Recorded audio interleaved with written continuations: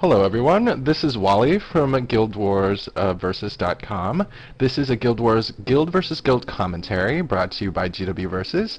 It's the very first of what we hope will be many more in our attempt to bring you special and exciting new content from the highest level of competitive play.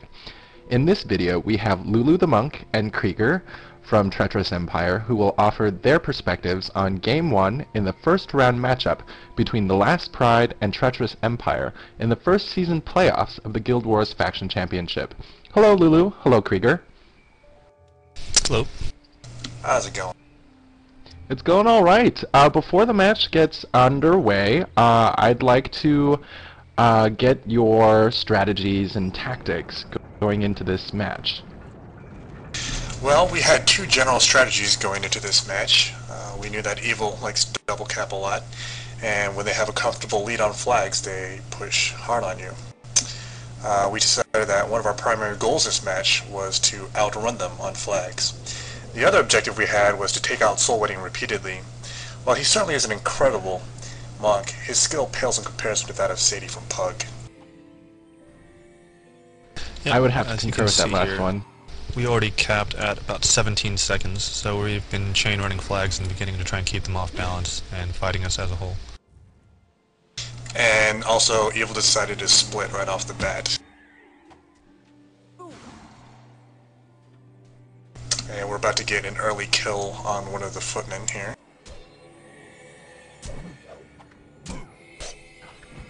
There's been a lot of split tactics in the metagame for Guild versus Guild, and are there any particular comments or insights you could share with our viewers regarding what makes EvIL split so particularly effective? Well, when it comes down to split, it's a lot of micromanagement between the 4 or however many players are on the split, so individual skill level really shows, and EvIL's always excelled with that.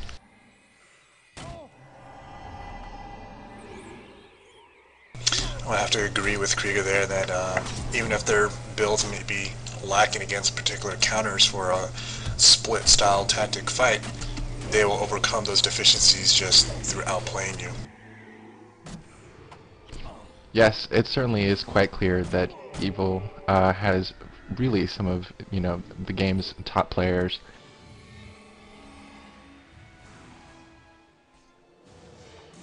By this part of the match, EvIL's already decided to forego the split because it wasn't really working, and they've lost a footman, so they're going to try and catch up on flags here. They've been sending Danjang and Bloodlight, Last of Master. All three have been chain running flags back and forth.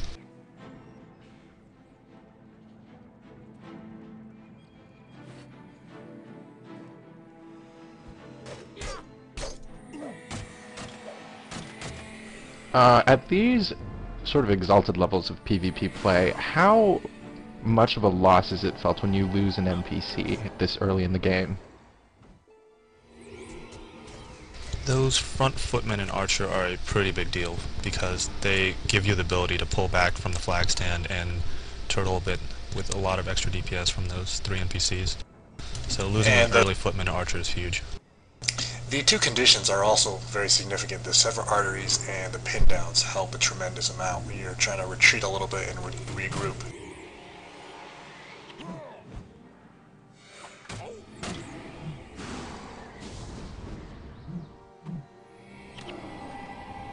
Another thing that I've been noticing, particularly with the Elementalist monk builds that have been more prevalent in the metagame, is the resurgence, or really just, I guess the first time, not even a resurgence, of water snaring hexes, which is something that I believe is fairly new. Would you share your thoughts on how that works with your build and what it is like, and what you need to prepare for? I believe it's mostly because 1 star and Soul Wedding are simply cockroaches and they won't die, so we figured, hey, they can't move, maybe it'll help us out a little.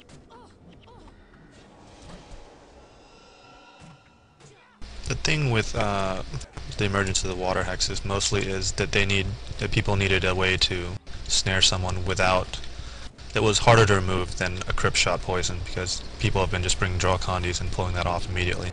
So if you stack a water snare and some other type of hex around, then it's much harder to get rid of. Oh sure, give a real reason why.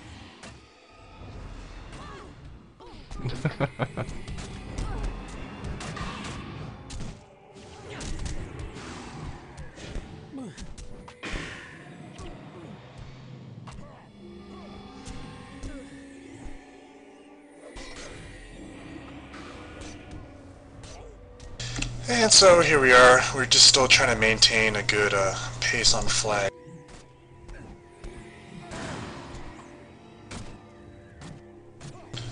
Right now I've been calling for Carr to come back to me and grab the flag from me, and then he runs it in while I go and grab another flag, which is pretty similar to what EvIL's doing. They're utilizing Last of Master to get it, and they'll generally have either Danjang or one of the other warriors run it in.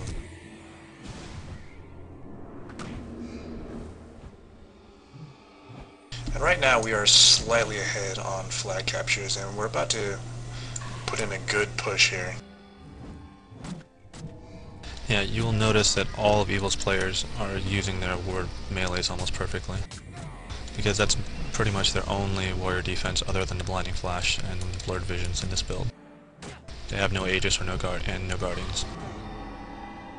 So, in saying that their ward against melee use is perfect, what would you say are the elements that are important to consider when using such a defense?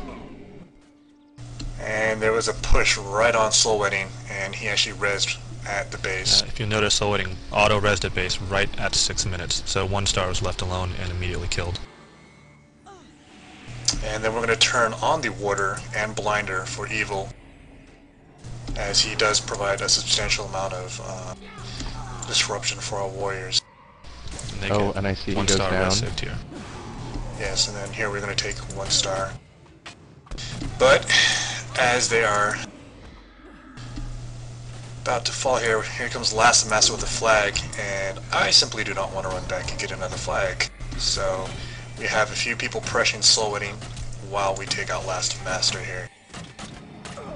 And flag is dropped and returned. So a morale boost is going to come shortly.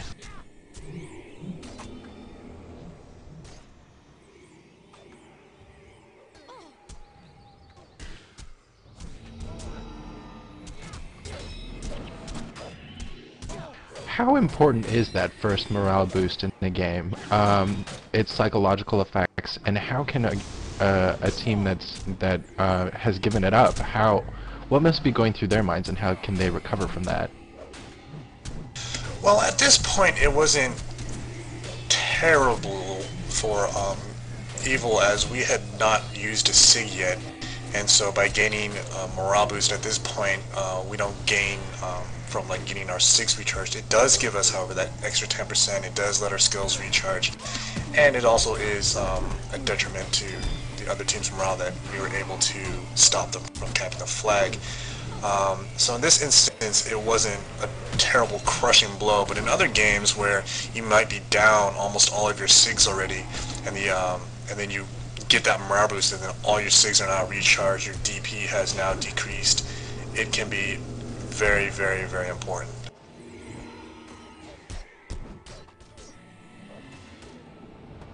At this point, this is the first time EvIL has been really fighting with the entire 8. They just decided to forego running flags to try and make a push back. So you'll notice they're double ward melees, 1 on each emo, usually laid in a figure 8 pattern. Oh, the footman's gonna die. And he gets healed. Yep. No go. Sneaky Soul Wedding and 1 star. Oh, back to what you were commenting earlier about proper use of wards. One of the main things that you have to concentrate about when using a ward is while you do need to be inside the ward, you'll notice that a lot of EvIL is usually around the outer rims of the ward, so that they're not all clumped together, that has the possibility of getting hit with AoEs. And there was another good spike on Soul Wedding, which is the execution of our second strategy.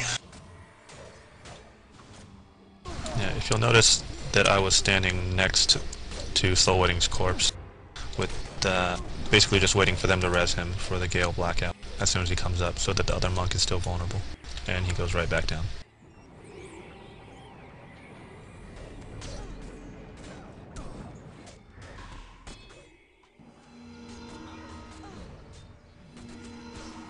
Basically, what we've been doing so far is waiting for a good push. Both of our warriors are using Warrior's Cunning, so we're bypassing their wards, and we're trying to just shut down one monk and pound the other one down, and then switch to the other monk and camp the first one's corpse for blackout once it reses. And so the tools you're using for that one monk shutdown before the other one goes down is primarily Gale and Blackout? Yeah, the Mez Ellie is running Gale and Blackout both, and the Ranger has a Blackout as well.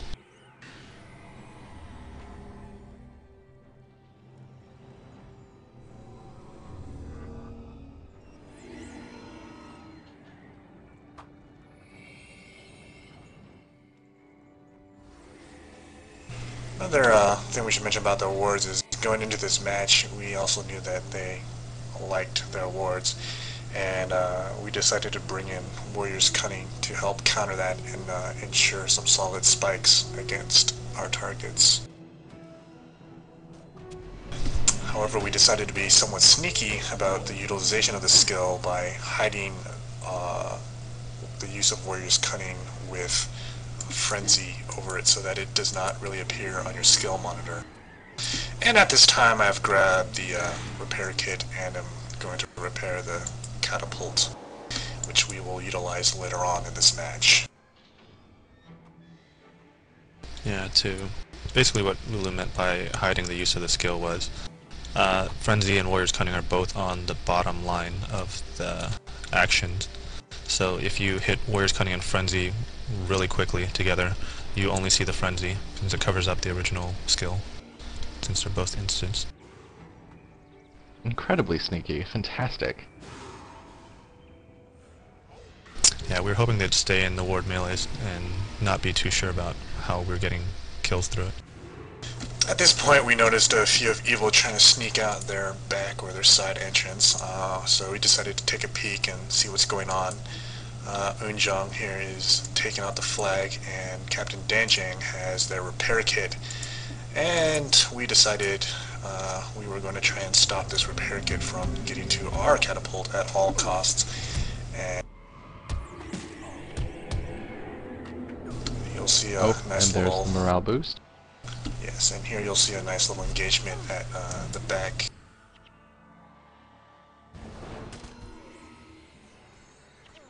On the topic of dealing with spikes and having the sort of strategy and tactics to take care of an initiative by EvIL to repair the catapult, how is the structure for, well, not necessarily for Treacherous Empire, but how independent are the 8 characters on a guild versus guild team, and how much of that needs to be autonomous? Usually you'll want to have some sort of preset splits, but you want to be flexible too. So if you notice they're only sending 2 out the back with a flag and a repair kit or something, only send as much as you need to deal with them. Usually here we're going to Gale and snare Danjang. Yeah, Danjang has a repair kit, so we're trying to force 1 star in and steal it.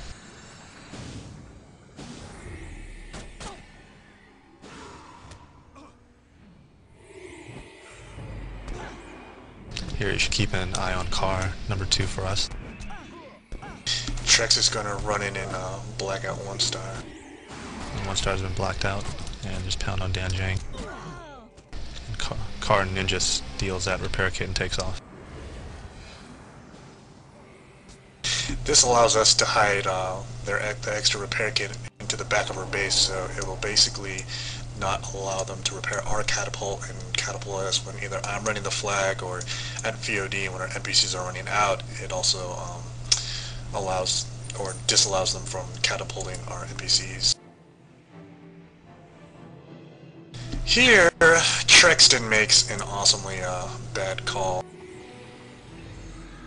He decided we were going to try and collapse on the back group of EvILs, but we actually didn't really know where the other group of EvILs was, and so when we collapsed on them, they actually collapsed on us first, while Carr was hiding our repair kit. I was capping the flag.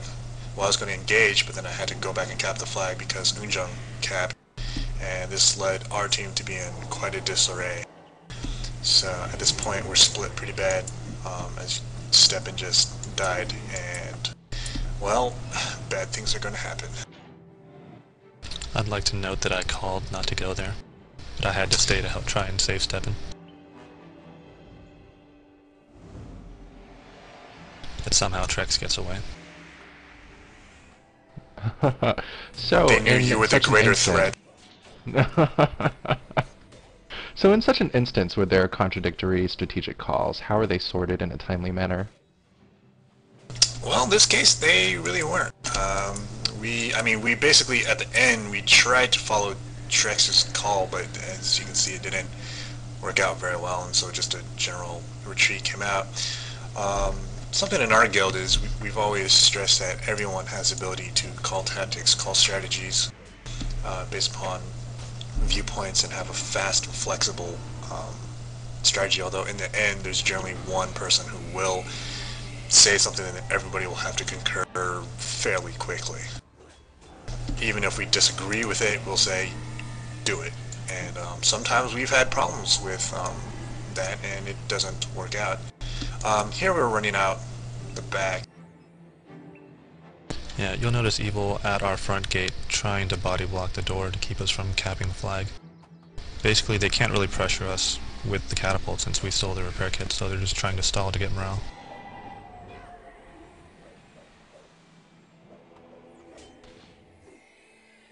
And there's nice ice spikes.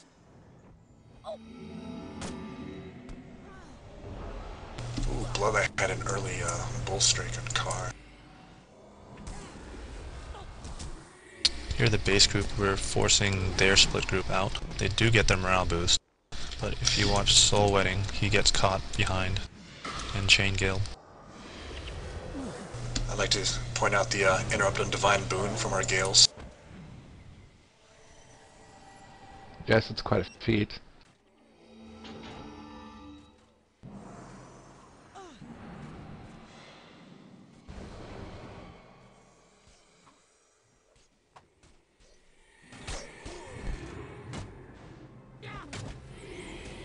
While we're on the topic of morale and flags, how do you feel it impacts, I guess, general pressure on the other team when you dedicate to chain running the flag as part of your objective? Do you feel that that adds pressure in other ways? Less sort of material, like DPS sorts of ways? Or do you actually palpably feel the lack of that extra character dealing damage?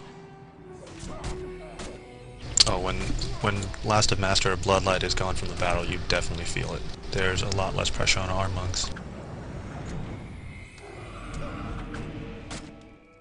Also, a side note is a lot of people have been running emo flag runners, and they carry a lot of their defense on those characters, so if you can keep them away from the fight, that negates a lot of their defense for you to get through.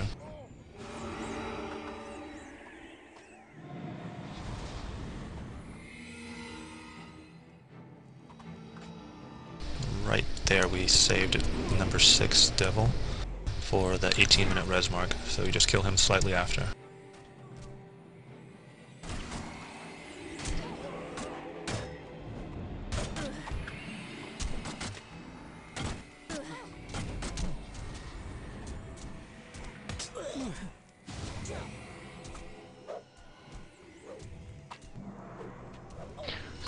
So when you've pushed back EvIL into their guild hall, it's really quite, they're quite on the defensive, yet at the same time they have all of these NPCs to deal with. What are your thoughts when you start sieging an enemy team that is turtling? Well, as you can see right now, Pally is going around soloing each NPC, and that helps out our backline substantially. The front, in the back of the base with all their bodyguards and archers, with EvIL's damage and pressure, we were very apprehensive to go in and see how things are going, but you still got to try and hope for the best. If things don't work out, you can always just wait for VOD and work on using the catapult to take out their NPCs at VOD. As at this point in the match, there's only 10 more minutes. Here we're going to wait for the res shrine and go for a body block.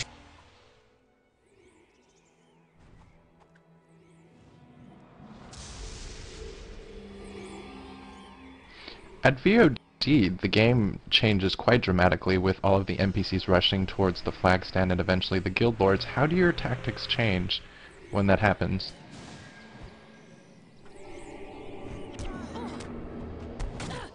At that point, you just really want to control where the enemy is going. You don't want to let them onto your catapult, and you don't want them to be able to control the center. So if you can get your NPCs there safely, you should effectively be able to control morale until the guild lord comes out at 35 minutes.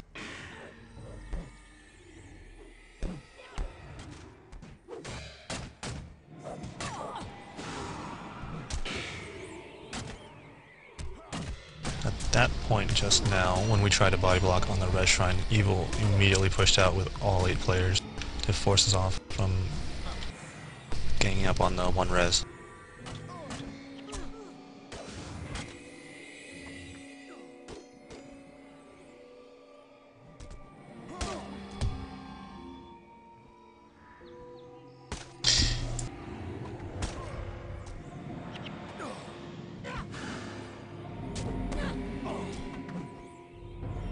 At one point during a match, do you start planning for VOD? I imagine at this point already it's already I'd like to point out the minds of right everyone. now that I am screaming at our team to run out as Last Master just tried to sneak out and catapult our team. However, we all got out in time and countered it and set up our own body block so that Master would not be able to get back in. Regarding the VOD though, usually you can tell if a game is going to go that long, about maybe 15, 20-ish minutes in, if it's been that long already. So you want to start prepping, take out as many NPCs as you can, get the catapult set up. And here we're just body blocking Last of Master until the 22-minute res mark. At this point, I believe Yunjong came out to try and res number 5. And he gets caught without a prot spirit up and catapulted.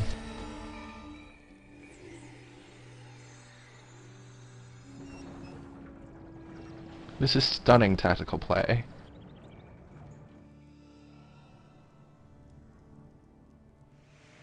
So at this point we're going to try to run in as they're down 2 of their damage dealers and try and take out some of their NPCs in their base.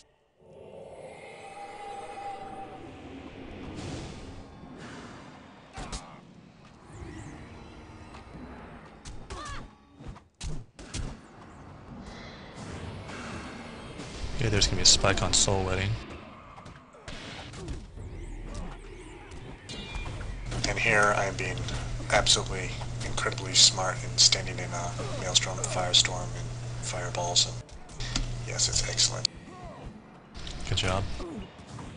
Why, thank you.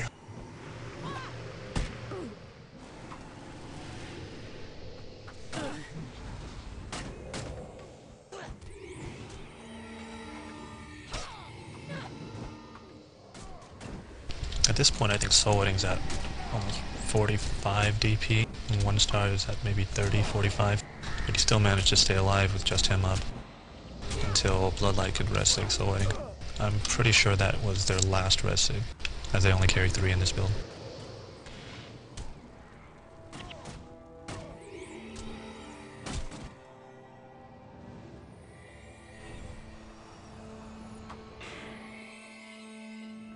So for emphasis, when you are playing a team such that's so well oiled and together, such as the Last Pride, you do have to keep tabs on everything and all aspects of their build and what parts of your build work against that and basically how many defensive measures they have, correct? Yeah, definitely want to keep an eye on which characters have DP and how many res SIGs they've used.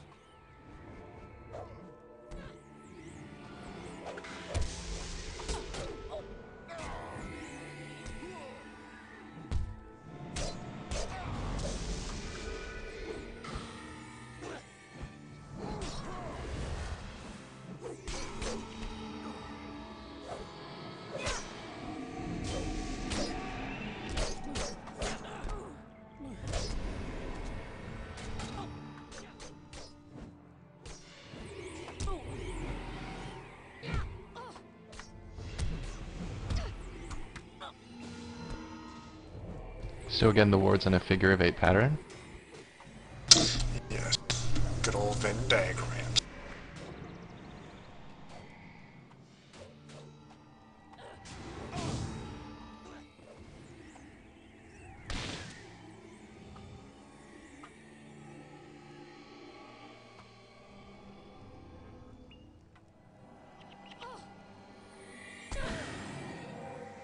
And actually at this point I think it would have been wise of us to more readily prepare for VOD, but they just bring so much pressure to you that you don't really have time to leisurely think about such matters. So for instance, what is going through your mind when you've got them in their guild hall? Obviously they're still a threat, but one would think that having reached this point that you've got them very much on the defensive. So what are aspects that you're still on the watch for? What are things that could go at, that are touch and go at any moment? What are the things to look out for?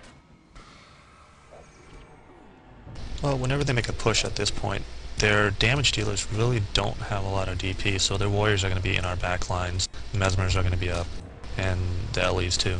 So their offense is still pretty clean. They're going to push hard on us, so we can't let them snowball and kill our monks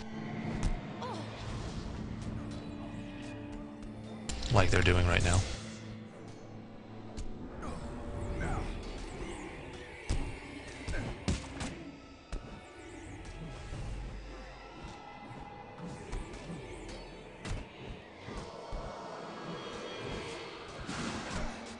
And even though we've killed their monks repeatedly, they're just gonna push on us, and it's simply incredible.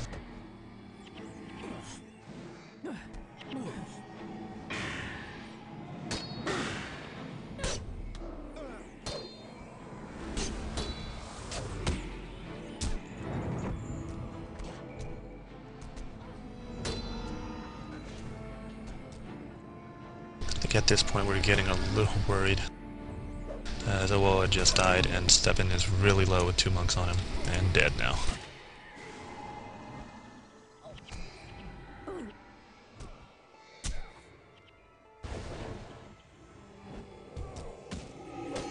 So when you have these warriors pushing into your backline and really going after your monks, and they're still clean, as you say, aside from applying, you know, the water snares that you have and the blinding flashes that you have, what else can you do? What can the offensive characters do to help lessen the pressure? We also have blackouts, which enable you to reset the warrior's adrenaline, and in addition to just scaling them, which also is an additional snare that we have to utilize against their warriors. In this match, yeah, Bloodlight was running his backbreaker, so we will occasionally just black him out and reset his adrenaline so he can't get that long knockdown off on a monk. Yes, that's a 4-second knockdown, isn't it? Yep, it's pretty mean.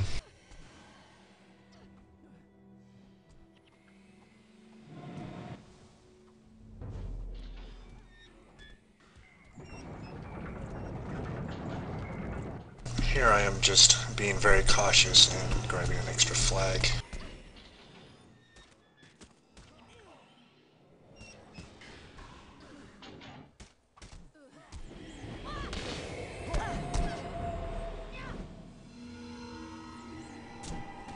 The downside of EvIL using these wards so much for their defense is that they're taking a ton of damage from our energy surges and the water hexes. Spells which both have the largest area of effect in the game. Yeah, whenever you see a big jump in multiple HP bars, it's probably a deep freeze or an energy surge.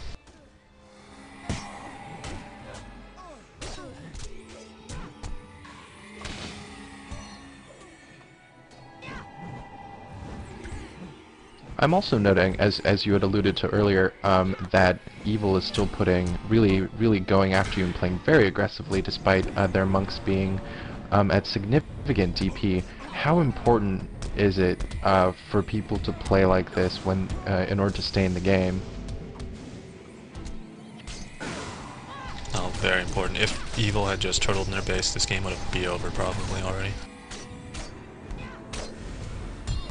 Only the fact that they can push out hard against us still is keeping them in this.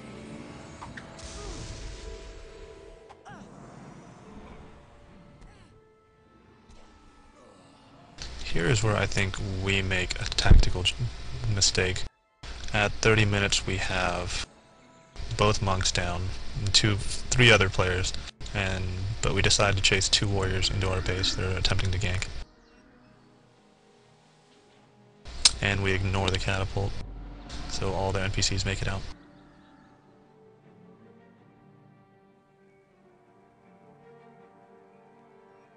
It's also going to allow number 6 to come out and res a monk.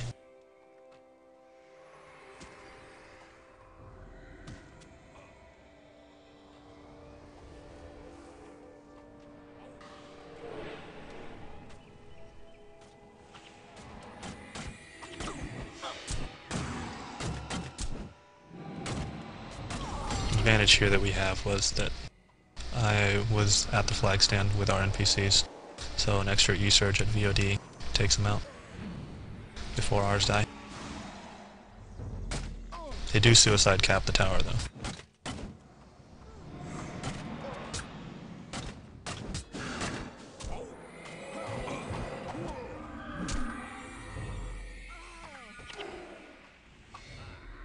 Here we make another mistake, in my opinion. We have about 15 seconds and they're at a full wipe, and we don't push in and force them to stay at their guild lord. But that just comes from playing cautiously against EvIL. We don't want to throw anything away. Yep, and at this point we just wanted to guarantee the win, sit out our NPCs, wait for the guild lords to come out and duke it out to the middle and not risk EvIL ganking our guild lord. Yeah, Right, you'll notice because that's... Solding's DP'd out, so... Mm-hmm. And that must have been something, you know, to rejoice. You've achieved one objective. Our objective was to actually kill him just once, but so I think we've gone Just pretty one. far beyond that. Yes, happy. absolutely. So what are the options, as you see them, that remain for EvIL? I mean, have they lost? Right here, they are actually going to try to push through us, and then body block our door, and then push up, and then push through us, and then gank our guild lord. And that's what we were guessing their plan was, so we immediately sent a Woa into our base, so they wouldn't be able to body block him. At this point, I actually windborn our monks so that they're able to get inside. I think right here they realize it's not going to happen, so they try to cap.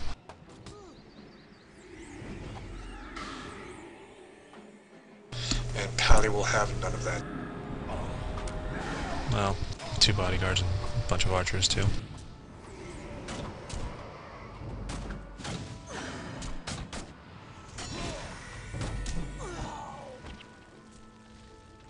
And 1 star is still alive somehow.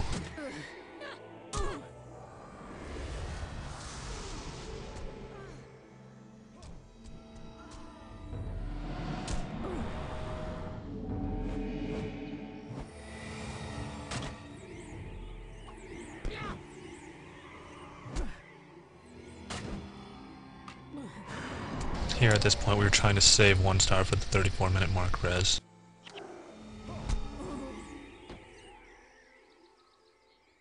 And we probably made another tactical mistake by not pushing in after the Guild Lord, with 2 monks down.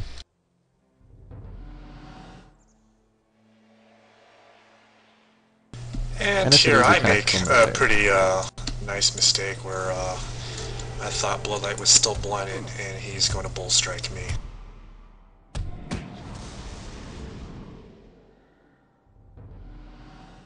And here Bloodlight is going to get lucky and hit me through blind with another bull strike,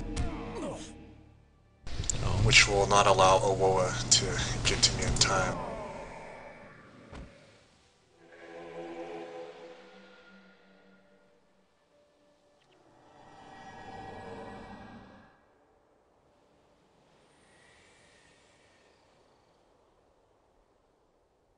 And at this point, we are just waiting for our guild lords to come out.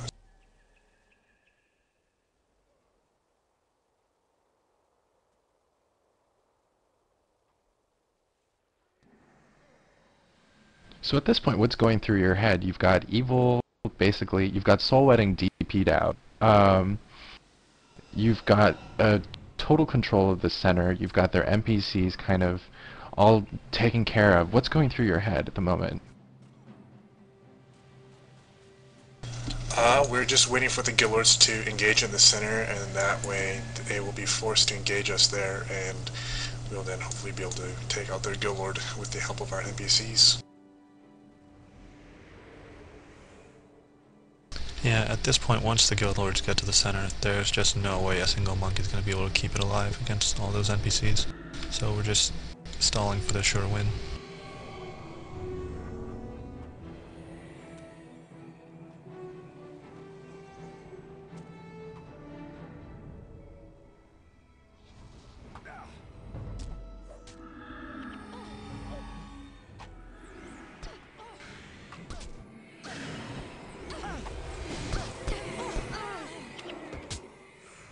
That was a very nice energy, sir.